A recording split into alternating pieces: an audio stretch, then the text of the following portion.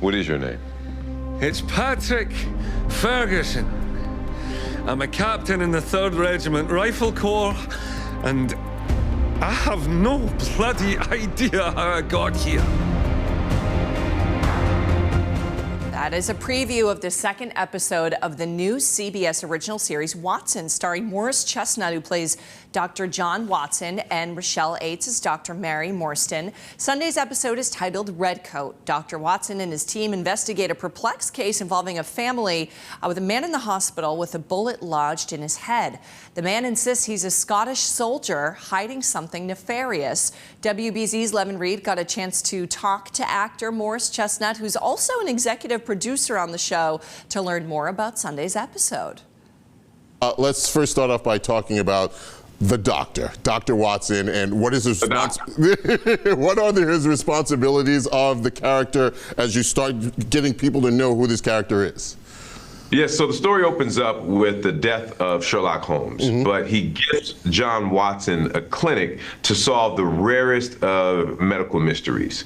So inside the hospital, we have to work hard. We're presented with a problem, a rare medical mystery that we have to solve. However, we then go outside of the hospital to gather information and clues, and that's the whole Sherlock influence, because Sherlock and Watson, they solved a lot of crimes together in the streets, and so he goes out to gather the clues. So inside the hospital, he's a doctor.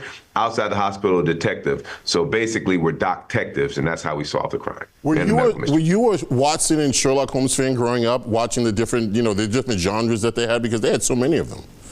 I've seen a couple of them, but I wasn't deeply engrossed. Like I couldn't, I didn't read all the short stories and things of that nature. But since when I got the role, obviously I had to do some research. So I read many of the short stories. You have the leading role in Dr. Watson, but also you were an executive producer on the show. What was that like? Yes. It was great. It was just an opportunity because I've done so many shows to where you show up to work and you don't really have that much of a voice or that much input. And depending upon who the showrunner is, some showrunners are very open to it. Just so happens that Craig Sweeney, our showrunner, was very open to it. He's very collaborative in his work, and so it's been a great experience. But that's why that was important to me, because I wanted to have a voice. Did you find that as an actor, and now that you were able to go behind the scenes, that you were able to say, okay, I know how to do this smoothly, because in the past, maybe they told me to do something a little bit too rough, and it kind of ruffled your feathers a little bit? Well, here's the thing. I mean, so what we're doing, we're all creatives, whether we're actors, whether the directors, the DPs, we're all creative. And so it's art. So we all have our different interpretations of sometimes of what the scene is, or what the character's going through, or what the moment. So there are times when I may have a conversation with the director. They say, well, try it this way. This is the way I envision the character being at this moment. And then I'll say, well, this is the way I envision it. And I'll do it both ways. Because honestly, I mean, I've had my interpretation, my perspective of how things should be done. But then the director would show me a different perspective. His perspective is a little bit different than mine, and I'll try it that way. And then I like his way better. So that's why I really do enjoy the collaborative process. You've played a lot of characters. What makes this one a little bit different from the rest?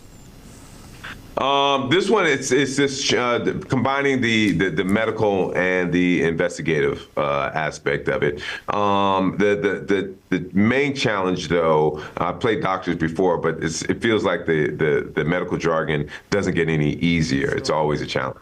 Did you have to, did you walk through hospitals? Did you hang out with a doctor? How did you get that jargon? I feel like I'm remembering, in Living Color, when they started doing the medical jargon. Did you have to learn the jargon quickly? Well, luckily we have a doctor on our writing staff, and we always have access to medical professionals. But it just still feels like it never gets easier. Right. I have to say it over and over and over again. But yeah, we have people at the ready just to help us interpret and understand it. Just a couple more questions. How much fun did you, as the process was going along and you started to see the show come together? How much fun did you have saying, okay, you know what, this is gonna work. This is gonna be something I'm gonna enjoy doing? Well, I definitely enjoy doing it, but I never said this is going to work. I believed it would work from the beginning. I really only take projects that I believe is going to work. However, when you're in the industry as long as I've been, you're just never sure what's going to work. I've been involved with projects to where I said, wow, this is it. This project is going to do X, Y, Z, and then it doesn't. And then I've been involved with projects where I said, wow, this is it's going to be kind of tough. We'll see what happens, and then it's a hit. So I just never know, if it's definitely going to work or not. Luckily, this one's working. You have a lot of viewers out there who love stories like this, where they can kind of figure out the process as the process is going on, figure out the show, or figure out the mysteries. How much do you want to make sure that they're able to be interactive with it? Because I know that's a thing now. It is a thing, and with our show, you really have to. It's not necessarily a show that you can just turn on the TV and then just as background noise and still follow the story. We have so many intricate details and information that pertain to the medical mystery, along with the mythology. So our show, each episode will be a medical mystery that we have to diagnose and solve by the end of the episode. However, we also have a serialized nature of the show, to where we pull on these characters like Moriarty from the mythology, or Irene Adler, or Detective Lestrade, that the audience really has to follow to understand what the story is. Episode 1 aired after the Super Bowl. Without giving too much away, tell us a little bit about episode 2. Episode 2 is a case where a patient has a bullet lodged in his head, and he thinks he's a Scottish soldier. He's forgotten what he does, his life, and he has a beautiful family who's desperate to just get him to recognize them and just come back to his regular life. So we have to figure out how to take out the bullet from his brain and get him back to remember his family. 3 words. Could you just describe the season? Powerful, fun, mysterious.